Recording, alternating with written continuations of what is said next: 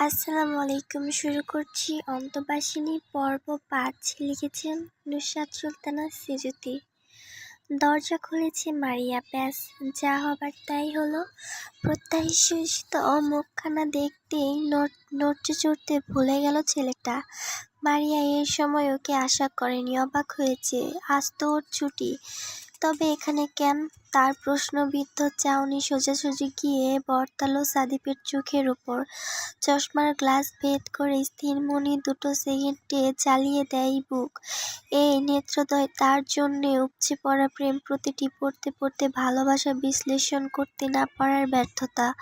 কবে একটু শক্ত হবে মানুষটা, ভীষণ সাহসে ভিত নাড়াবে? কবে ঠিক তার চোখে চোখ রেখে মনের কথা বলবে? এত সহ্য শক্তির লড়াইয়ে তাকে না নামালে হতো না? মারিয়া চুপ করে রইল। সাদিফকে সময় দিল কিছু বলার। ছেলেটা ওকে দেখলে মূর্তি বনে থাকে। কেন কিছু বলতে পারে না? কত কথাই তো আছে, নিঃশ্বাসের কথা, বিশ্বাসের কথা, একে অন্যের সঙ্গে জীবন মরণ কাটানোর কথা। এই যে ও ভার্সিটি যাবার জন্য যত্ন নিয়ে চুল বেঁধেছে, চোখে কাজল পড়েছে, এসবের একটু প্রশংসা করলে কি হয়? একবার বললে কি হয়, মারিয়া আপনাকে সুন্দর লাগছে, চলুন গল্প করি দুজনে। আপনাকে নিয়ে পুরো শহর ঘুরে বেড়াই, ঘুরতে ঘুরতে ক্লান্ত হলে আমি আবার কাঁধ বাড়িয়ে দেব, আপনি আরাম করে মাথা রাখবেন সেখানে। কাঁধে না পোষালে এই বুকটা তো আছে, আপনার জন্যে আমার মৃত্যু অবধি পেতে রাখবো এটাকে। কিন্তু না, সেসব বলবে কেন, শুধু গিলে খাওয়ার মতন চেয়ে থাকবে। ও বিড়বিড় করলো, হারামজাদা কোথাকার। তারপর চোখে মুখের সঙ্গে কণ্ঠও যথাসম্ভব গম্ভীর করে বলল, কি চাই? নড়ে উঠল সাদিফ। ধাতস্থ হওয়ার প্রয়াসে মুখের কাছে হাত নিয়ে কাশল দুবার। মেয়েটাকে সবসময় অতিরিক্ত সুন্দর লাগে, আজকে আবার মৃগনয়নে কাজল টেনেছে। এসব দেখলে ভালো থাকা যায়? ওর বলতে মন চাইল, আপনি এত সুন্দর কেন ভ্যালেরিয়া? আমার হৃদয়ে ভূমিকম্প নামানোর এত আয়োজন কেন আপনার? পারল না। প্রতিবারের ন্যায় চার প্রকটে উতলে আসা কথা গিলে নিল চুপচাপ। মারিয়া আবার বলল, কথা বলছেন না কেন? কি চাই এখানে? মেয়েটার মুখাবয় দেখে অপ্রস্তুত হয়ে পড়ল সাদিফ। জীবনে কয়েক হাজারবার এ বাড়িতে তার আগমন, কিন্তু এমন প্রশ্নের সম্মুখীন আগে হয়নি। তার সাথে সামনে তরুণীকে দেখলেই তার মন মস্তিষ্ক রুদ্র হয়ে আসে। জিভে ঠোঁট ভিজিয়ে বলল, ধূসর ভা। এতটুকুতেই মারিয়া সদবেগ জানিয়ে দেয়, ভাইয়া বাড়িতে নেই, কখন আসবে জানি না। সাদিফের ভ্রু বেঁকে যায়। আজকেও ভাই বাড়িতে নেই? কোথাও যাওয়ার হলে তো তাকে নোট করে বলে। তা তেমন কিছু বলেছে বলে তো মনে পড়ছে না। ও ভাবছিল দাঁড়িয়ে দাঁড়িয়ে। সেই পুরোটা সময় তাকে আবিষ্ট্রেনায় দেখে গেল মারিয়া। এত চমৎকার দেখতে লোকটা, চোখ পড়লেই অনুভূতিতে ব্রহ্মপিঞ্জর থিতিয়ে আসতে চায়। সাদিফ তাকাতেই সে নজর ফেরালো। জি, কোথায় গেছে ভাইয়া? সেটা কি আমার জানার কথা? আপনি আপনার বসের খোঁজ রাখেন না? সাদিফ মিয়ে গেল ফেল। মিষ্টি ভাসি মেয়েটা আজকে এমন তেজ দেখাচ্ছে কেন? মাথা নুয়ে বলল, আচ্ছা। নার্ভাসনেসে দিক দিশা না পেয়ে ফিরতে নিল সে। মারিয়া উদ্বেগী হয়ে ডাকল, শুনুন। ঘুরে তাকায় সাদিফ। আপনি কি শুধু ভাইয়ার জন্য এসেছিলেন? ব্যাকুল নেত্রে আর আর্দ্র স্বরে ঘুম মেরে গেল ছেলেটা, অথচ ভেতরে ভেতরে আকাশ বাতাস ফাটিয়ে চিৎকার করল, না ভ্যালেরিয়া, আমি শুধু এসেছি আপনাকে দেখতে, আপনার মতো রাজকন্যার জন্যে কেনা আমার সস্তা পক্ষীরাজটাকে দেখাতে। কিন্তু পারছি কই বলুন? মুখে বলল, হ্যাঁ ওই আর কি। মারিয়ার বগ্র চাহনি নিভে যায়। রাগ হয় খুব। আর একটাও কথা না বলে ধরাম করে দরজা আটকায় ওর মুখের ওপরে। সাদিফ নিহতের ন্যায় চেয়ে রইল। বন্ধ দরজা দেখে বুকখানি চুরমার করে ভাঙল আবার। টের পেল চোখ দুটো জ্বলছে, ঝাপসা হয়ে আসছে অস্বচ্ছ জলে। তবু একটুখানি বেদনার্ত ঢোকের মাধ্যমে সয়ে নিল সমস্ত ক্লেশ, সমস্ত পীড়া। ঘুরে হাঁটা ধরল টলটলে কদমে। ম্যালেরিয়াকে ভালোবাসা তার জীবনের সবচেয়ে বড় দুঃসাহসের একটি, যেখানে নিশ্চিত অপূর্ণতা জেনেও সে গিয়েছে, পাবে না জেনেও হাত বাড়িয়েছে। দুজনের অর্থবিত্তের যে আকাশ পাতাল তফাৎ। ইকবাল ভাই ভাবেন ও ধূসরের ভয়ে এগোয় না। সত্যি কি তাই? না, নিষ্ঠুর সত্যি হলো মারিয়ার মতো ধনাঢ্য পরিবারের বড় হওয়া মেয়ের পাশে দাঁড়ানোর মতো যোগ্যতা তার নেই। ম্যালেরিয়া তার মতো বামুনের নিকট দূরাকাশের চাঁদ, যার জ্যোৎস্না গায়ে মাখা যায় কিন্তু হাতে নিয়ে ছুঁয়ে দেখা যায় না। কি আছে তার? না আছে মাথা গোঁজার নিজস্ব ঠাঁই, না আছে থাকার মতো জায়গা। এমন আলিশান মহল তো সেখানে বহুদূরের ব্যাপার। খুব ছোটবেলায় বাবা মারা গেলেন রোগে। মায়ের বয়স কম বলে তার পরিবার তাকে অন্যত্র বিয়ে করিয়ে দিলেন। সেখানে আজ সন্তান আছে, স্বামী, সন্তান, সংসার নিয়ে মায়ের সাংঘাতিক ব্যবস্থা। সাদিপ মানুষ হয়েছে নানুর হাতে, না অবহেলায় নয়, আদর পেয়েছে যথেষ্ট। কিন্তু পৃথিবীর সব আদর ভালোবাসা এক করলেও কি মায়ের সমতুল্য হয়? শিশু সাদিফের সকল আকুলতা মাকে ঘিরে। মায়ের কাছে যাওয়া, মাকে একটুখানি কাছে পাওয়াই ছিল প্রার্থনার সবটুকু। মা আসতেন ওকে দেখতে, কিন্তু প্রথম ঘরের ছেলেকে তার দ্বিতীয় স্বামী মেনে নিতে পারেননি। তাই হাজার অনুরোধের পর বছরে একবার বাপের বাড়িতে পা রাখতে দিতেন তিনি। মা তখন ওকে বুকে চেপে হাউমাউ করে কাঁদতেন, চুমু খেয়ে শেষ করে ফেলতেন ছোট্ট দেহটাকে। কিন্তু এক সময় সেই আশাটাও বন্ধ হয়ে গেল। ভার্সিটিতে ওঠার পর যখন নানুও পাড়ি দিলেন ওপারে, সাদিফের পৃথিবী তখন শূন্য। আর সেখানে থাকার ইচ্ছে হয়নি। বিহীন বাড়ি ছেড়ে দিল, মেসে উঠল বন্ধুদের সঙ্গে। ছোট্টখাটো চাকরি, কম বেতনে এই ক্ষুধার রাজ্যে টিকে থাকা দুঃসাহ তখন। ভালো ছাত্র নয় বিধায় কোনো লাক্সারি জব কপালে জোটেনি। ঠিক সেই সময় দূর গর্তের মতন সাহায্যের হাত বাড়িয়ে দিয়েছিল ধূসর। এখন তার বেতন ভালো, টুকটাক করে টাকা বাড়িয়ে দিয়েছিল ধূসর। এখন আর বেতন ভালো, কিন্তু মারিয়ার কাছে যাওয়ার মতো সবল হতে পেরেছি কি? সাদিপ ভেজা চোখ পাঞ্জাবির হাতায় মুছে নেয়। এই দুনিয়া উঁচু নিচু, ভেদাভেদে ভর্তি। কেন তার ভালোবাসার মধ্যে এমন কঠোর দেওয়াল? এসব না থাকলেও তো পারত। এত কষ্ট হচ্ছে কেন? বক্ষস্থলে পাষাণ ভার, তার এমন যন্ত্রণার। সাদিফ অসাড়ের মতো পা টেনে টুনে বাইকে বসতে গেল, তখনই দরজা খুলে যায়।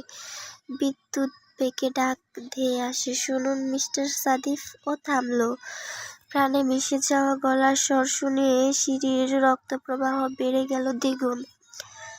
চকিতে ফিরল সেদিকে। মারিয়া কাঁধে ব্যাগ চেপে এগিয়ে এলো কাছে। আপনি কি এখন বাসায় যাচ্ছেন? ও ঘাড় হেলায় যাচ্ছে। মারিয়া বাইকের দিকে চোখ বুলিয়ে বলল, নতুন কিনেছেন?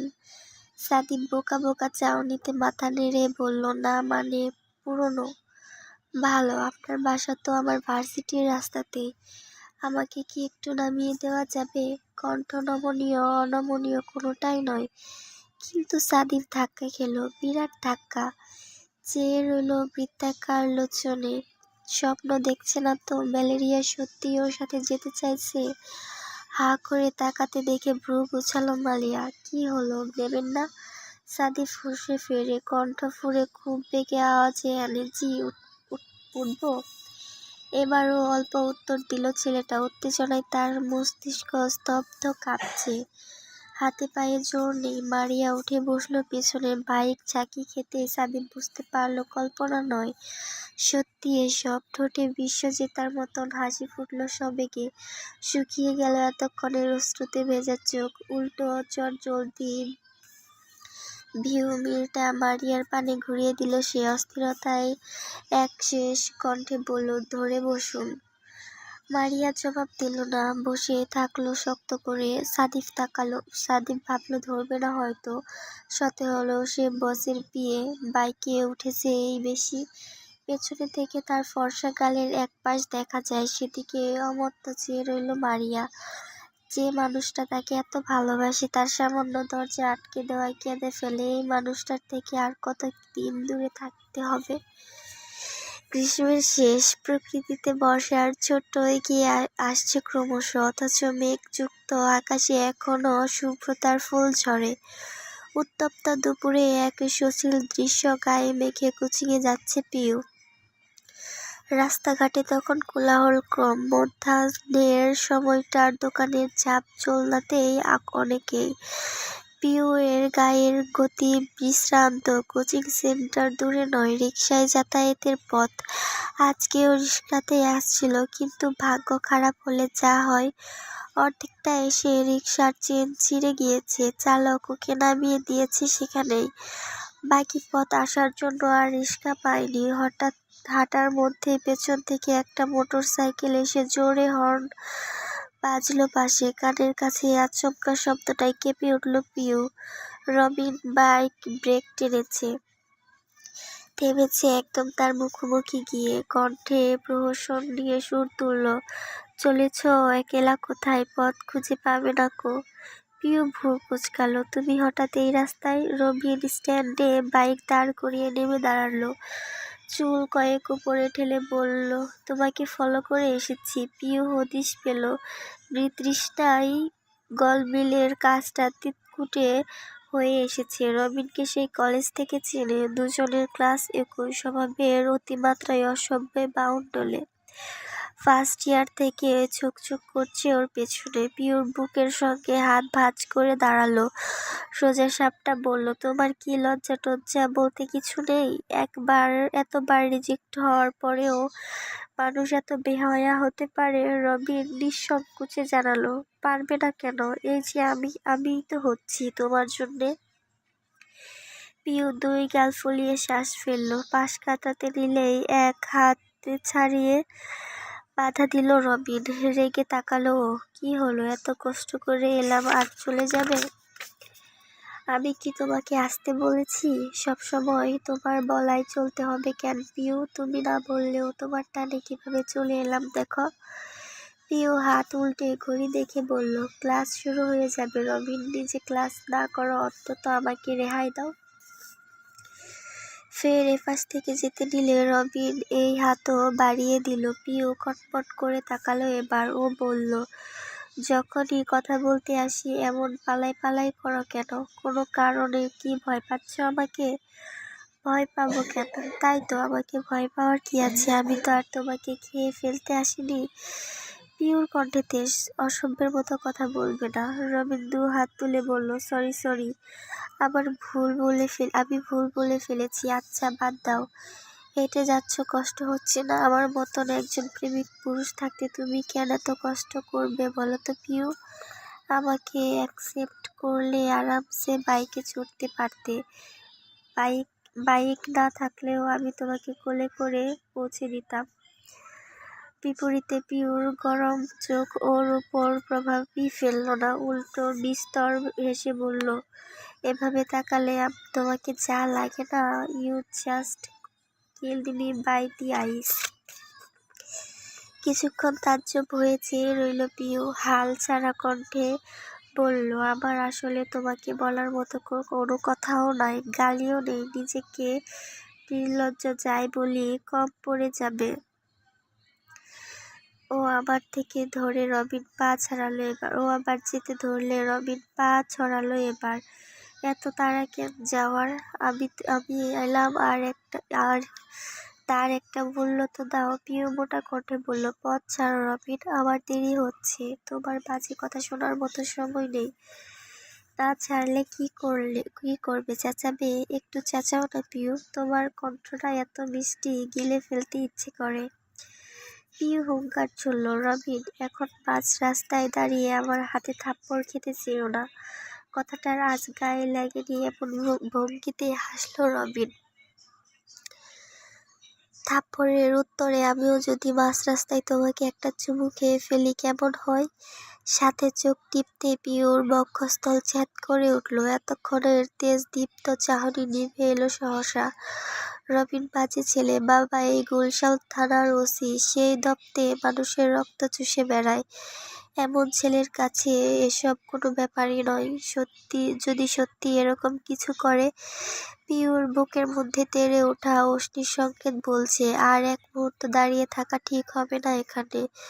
তোর সম্মান তোর কাছে পিউ। রবিন তোর ধার ধারবে কেন? এতবার প্রত্যাখ্যান হওয়ার জন্য এমন জঘন্য একটা শোধ সে তুলতেই পারে। শালা এক্ষুনি পালা। এক্ষুনি পালা। গলা শুকিয়ে গেল মেয়েটার, ফর্সা মুখ আতঙ্কে সাদাটে দেখালো আরো।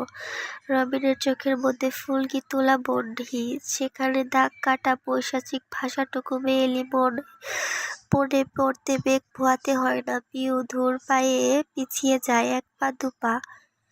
তারপর আচমকা চোট লাগালো জোরে। ভ্যাবাচিকা খেল রবিন, চেঁচিয়ে উঠল, এই পালাচ্ছ কেন? পিউ দাঁড়াও বলছি। এখন কি তোমার পেছন ধাওয়া করতে হবে? পালালে বেঁচে যাবে না কিন্তু। কে শুনে আর কে থামে? পিউ প্রাণপণে ছুটছে, আকাশ পাতাল এক করে বাতাসের মতো গতিতে, যেন এক মুহূর্ত থামলে রবিন খপ করে মুঠোতে নিয়ে পিষে ফেলবে তাকে। পেছনে তখন বাইক স্টার্টের আওয়াজ হলো। পিউর কলিজা ক্ষুব্ধ লাফিয়ে ওঠে। রবিন সত্যি ধাওয়া করেছে না তো?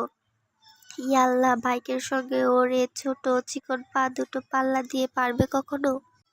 রাশে ছটপটে মন নিয়েও পিছু ফিরে দেখল না, বরং দৌড়ের বেগ বাড়ালো।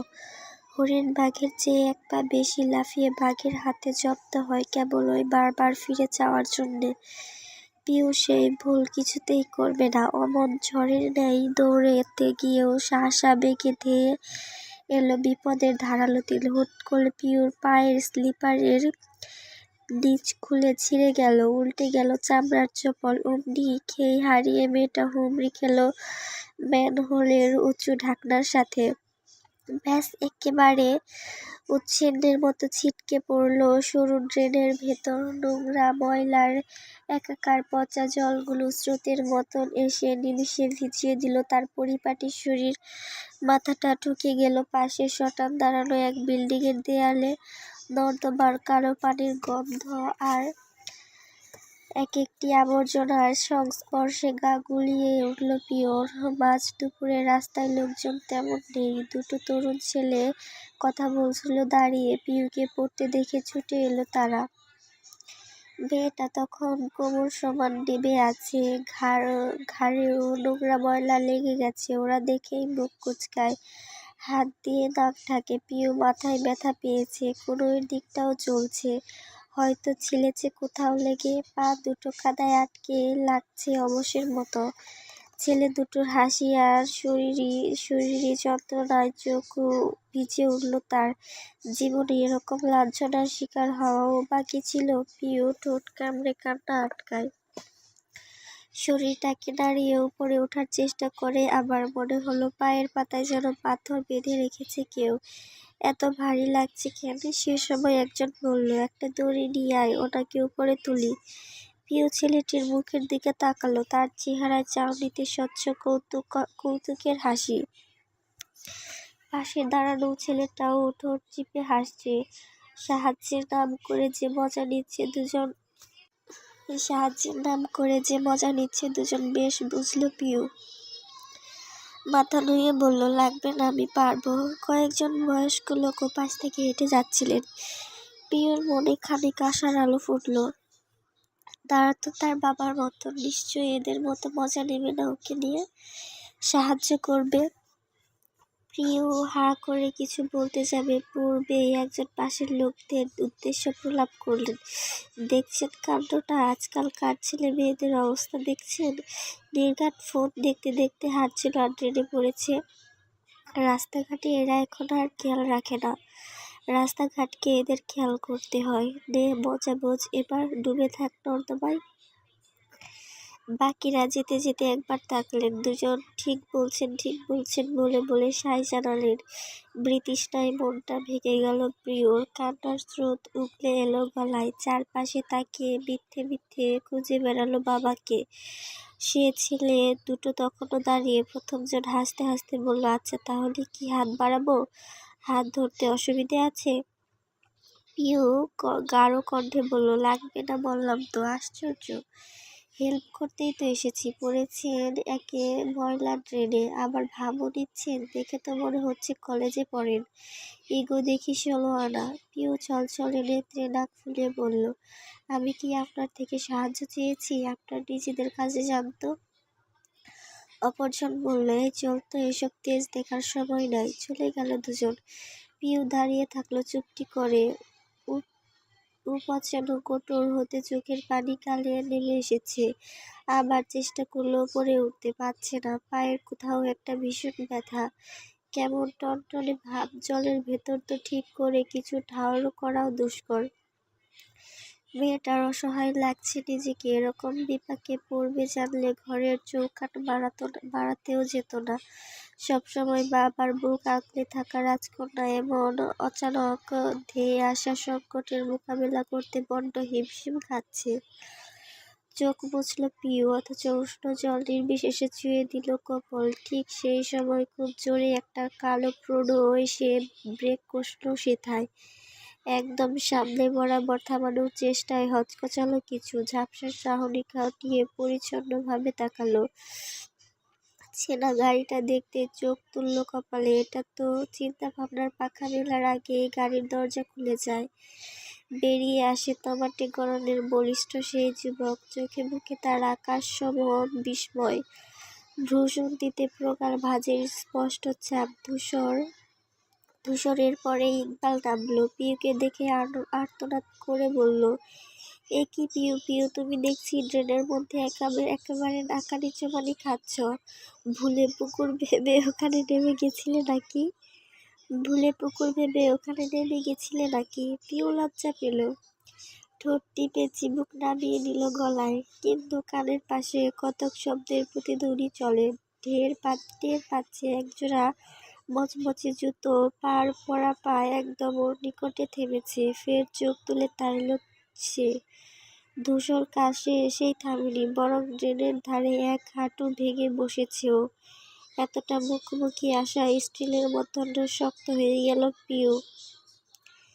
শীর্ষদেহের মেরুদণ্ডটা স্তম্ভের মতো সোজা হয়ে দাঁড়ালো। গায়ে বিভাবে তার ঝিমঝিমে মাথা ব্যথা চলে গেছে। শুকিয়ে গেছে চোখ ভর্তি জলের ডোবাও। এই লোকটা তার চাচাতো ভাই।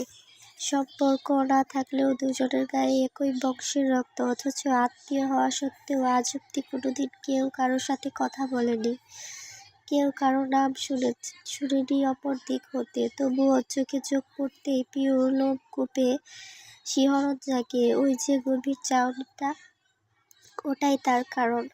কেবল শীতলভাবে অস্ত্র ছুড়ে দেয়, সেই অস্ত্রের ধার সর্বাধিক। না চাইতেও বিঁধে যায় মেয়েলি মনে। খণ্ড খণ্ড করে ছিদ্র বানিয়ে বাহিরে আসে ফের। পিউর বক্ষভাগে সমগ্র ক্রোশব্দি টান টান হয়ে দাঁড়িয়ে পড়েছে যেন। গাত্রের সংকোচন বাড়ছে। কি করবে, কি বলবে, অনাসর দিশেহারা দশা। সূক্ষ্ম ঢোক গিলে মানুষটাকে নুইয়ে নিল আবার। সেদিন লোকটা কেমন করে তাকিয়েছিল, একেবারের জন্য দৃষ্টি আড়াল করতে চায়নি। সেই সোজাসুজি তাকানোর ধরন পিউর মনে গেঁথে গেছে।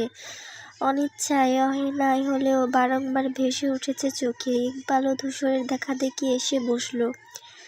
তার কণ্ঠে হুতাশ, তোমার অবস্থা দেখি বিরাট খারাপ পিউ। পিউ, একেবারে ড্রেনের চোবা, ড্রেনে মাছিদের মতন লাগছে। এখন কি হবে? ছোট মানুষটা এই মাঝ দুপুরে ময়লার মধ্যে হাবুডুবু খাচ্ছে। ভাগ্যিস এই রাস্তাটা ধরে যাচ্ছিলাম। এতটুকুতে এই ধূসর কথা টেনে বলল, থাম, আগে আমাকে বলতে দে। মাথা নাড়ালো ও। ধূসরের দৃষ্টিতে শীতলতা নেই, কণ্ঠে গম্ভীর্য। কোথায় যাচ্ছিলি? ইকবাল বলল তার নিজের মতো করে। কোথায় যাচ্ছিলে? দুজনে এই পরপর প্রশ্ন করেছে, কিন্তু উত্তর দিতে ভুলে গেল পিউ। তাজ্জব সে হাঁ করে ধূসরের দিকে চেয়ে থাকে। এই প্রথম কথা হলো দুজনের। প্রথমবার পিউকে উদ্দেশ্য করে শব্দ ছুঁড়েছে ধূসর। যাত্রাপথে হাজারবার মুখোমুখি হয়েছে, চোখে চোখ মিলেছে, কিন্তু সরাসরি একে অন্যকে কিচ্ছুটি বলেনি। অথচ শ্বশুর সম্বোধনেই তুই। পিউ পিউ অবাক, চোখের দৃঢ়তা ছাপিয়ে এসেছে আননে। ওষ্ঠযুগল বসে গেছে দুটো বিপরীত মেরুতে। তাকে এমন চেয়ে থাকতে দেখে কপাল গোছালো ধূসর। সোজাসুজি প্রগাঢ় দৃষ্টি ফেলল ওর অন্যমনস্ক চেহারায়। মৃদুর মুখবিবরে শুষ্কতা আজ হৃদয়কাড়া, চোখ জোড়ায় ফেলে বিস্ময়। যে ফের প্রশ্ন করল জলদ গম্ভীর কণ্ঠে, পড়ে গেলি কি করে, দেখে হাঁটিসনি? ইকবালও সাথে সাথে বলল, পড়ে গেলে কি করে, দেখে হাঁটোনি? ধূসর চোখ রাঙালো। ও থমথম খেয়ে বলল, আমার কি দোষ? তুই না বললি আগে তুই বলবি? আমি তো তাই তোর পরে পরে বলছি। তাই বলে আমাকে রিপিট করতে বলিনি। ইকবাল মাথা ঝুঁকালো, ঠোঁট গোল করে বলল, ও আচ্ছা। ধূসর আবার পিউকে জিজ্ঞেস করলো, কিছু বলেছি তোকে? এবারও সে বলল, ধূসর কিছু বলেছে তোমাকে? ধূসরও কিছু বলেছে তোমাকে? দাঁত পিষে রুষ্ট চোখে চাইল ধূসর। রুক্ষ গলায় হুমকি দিল, বেশি বুঝলে কিন্তু ড্রেনের মাঝে চুবিয়ে মারবো ইকবাল। ইকবাল হুমকি থমকিতে শিশুর মতো ঠোঁট উল্টায় বেচারা। মুখ বাঁকিয়ে বলল, হুস, পারিস তো খালি আমার সাথে, আমি যাই করি তাই খারাপ। ধূসর উত্তর দেওয়ার প্রয়োজন বোধ করল না। সে কপালে ভাঁজ ফেলে পিউকে দেখছে। তপ্ত রোদে আরক্ত সুন্দর একটি মুখের মধ্যে দুটি ডাগর ডাগর চোখ, বিস্ময়ে নির্লিপ্ত হাতছানি সেথায় কেবল ড্যাব ড্যাব করে চেয়ে আছে। দেখো। ধূসরের পূর্ণ দৃষ্টি সেকেন্ডে ঘুরে এলো ওর সমগ্র মুখমণ্ডলে। কেন? কোনো সাজগোজ নেই, চোখে কাজল নেই, ঠোঁটে লিপস্টিক নেই, চুলগুলো কোনো রকম গুছিয়ে ছুটি করে বাঁধা, সারা জামাকাপড়ের নোংরা কাদা পানির ফোঁটা। অথচ তাও তার কাছে এর থেকে নিখুঁত রূপ আর হয় না। রাজ্যের সমস্ত সৌন্দর্য সবটুকু শোভা যেন এখানেই কয়েদি। ধূসর বিমোহে ডুবে আসা নজর ফেরালো, সামলে নিল নিজেকে, উতালে একাকার হয়ে অতঃপর ফোঁস করে শ্বাস ফেলল। শক্তপোক্ত হাতটা বাড়িয়ে ধরল ওর দিক, ছোট করে বলল, উঠে আয়। পিউর বিস্ময় পাল্টে এলো জড়তায়। বুকের ভেতরটা চুপ করে চাপ দিল তীব্র অস্বস্তিতে। বিশ্বস্ত নেত্র ঝাপটে ঝাপটে দেখে গেল ধূসরের বাড়ানো হাত, কবজিতে বাঁধা সোনালি রঙের ঘড়িটা চকচক করছে বড্ড। মুখের দিক তাকালে ভ্রু নাচায় সে। কি? উঠতে বললাম তো। পিউর মনে হলো তার কিছু একটা হয়েছে। অজানা ভয়েতে হুড়মুড়িয়ে মস্তিষ্কের নিউরনেরা দাপিয়ে বেড়াচ্ছে কোথাও। থরথর করে কাঁপছে বুক, গুটিয়ে এসেছে ক্ষুদ্র শরীর। ধূসরের গভীর কণ্ঠটা যেন একরাশ হয়ে তাল কাটছে কানের পাশে। তা দেখে ইকবাল মিটিমিটি হাসছে। তার চোখে মুখে আনন্দ, ফাঁকে আশপাশটা সতর্ক চোখে দেখে নিল একবার। না, কয়েকটা শালিক ছাড়া রাস্তা একদম শূন্য বলা যায়। একেবারে সূর্য মাথায় পড়া রোদ কিনা। ভালোই হয়েছে, এই সুযোগে ধূসরটা প্রথমবার পিওর সান্নিধ্যে আসতে পারল। মেয়েটার জন্য একটু আগে খারাপ লাগলেও এখন এই ডেনে পড়ার বিষয়টা এনজয় করছে। মনে হচ্ছে যা হয় ভালোর জন্যই হয়। সে চট করে পকেট থেকে ফোন বের করলো। এই যে ধূসর হিরোর মতো হাতে গিয়েছে, আর সেটা ধরে হিরোইনের মতো উঠে আসবে পিউ। এমন দারুণ মুহূর্ত ক্যাপচার না করলে হয়। কিন্তু প্রিয়র মধ্যে দ্বিধা, দোটানা আর আদল জুড়ে। এই লোকটা আর তার বাবারও পছন্দের পাত্র, যার সামনে তার নাম পর্যন্ত উচ্চারণ করা বারণ। সেই লোকের হাত ধরার মতো অনুকূল কি উচিত হবে ওর? উত্তর এলো স্থগতিতে। ওনার উদ্দেশ্য তো খারাপ নয়, সাহায্যই তো করছে, তাহলে এত সংশয় কিসের? পিউকে নিরুত্তর নিস্তব্ধ দেখে ভেতর ভেতর নিরাশ হয় ধূসর। ভাবলো হয়তো হাত ধরবে না। নিজেকে ধাতস্থ রেখে গুটিয়ে নেওয়ার আগে পিউ পেল্লব হস্তের আঙুল বাড়ালো সামনে, নিবিড়ভাবে রাখলো তার খসখসে তালুর উপর। এই স্বচ্ছ ছোঁয়ার বুকের ভেতরটা সহ থেমে গেল ধূসরের অন্তঃস্থলের চুড়িদার জড়িয়ে এলো শীতল সমীকরণে। ছোট্ট ফর্সা হাতটা বড় নিভৃতে মুঠোর মধ্যে আগলে ধরল সে। অন্তঃবাসিনীর প্রথম স্পর্শ, তার মিষ্টি ছোঁয়া, ঠান্ডা হাতের চাপ আর গভীর দুটো চোখে চোখ পড়তেই পিওর পায়ের তলা অব্দি শিরশির করে ওঠে। উতাল পাতাল তরঙ্গে আষাঢ় হয়ে আসে বক্ষের চারিধার। ধূসর হাতে টান বসালো, শক্ত প্রয়োগে ডেন থেকে ঝড়ের বেগে উঠে আসে পিউ। চমৎকার দৃশ্যটা ক্যামেরাবন্দি করতে পেলে ইকবাল বিজয়ীর হাসে, নিজের বুদ্ধির তারিফে লুটোপুটি খায়। বিধিমা আনন্দ সুন্দর সময়টি মিনিটের মাথায় ঘটে গেলে পিউর চিৎকারে তের্য কর্দমার পা জোড়া মাটিতে এসে ঠেকতেই ব্যথায় কুঁকিয়ে উঠল সে। পা চেপে ধপ করে বসে পড়ল নিচে। ইকবালের হাসি মুছে গেল। উদ্বিগ্ন হয়ে পড়ল ধূসর। শশব্যস্ত কাছে এসে বলল, কি হলো?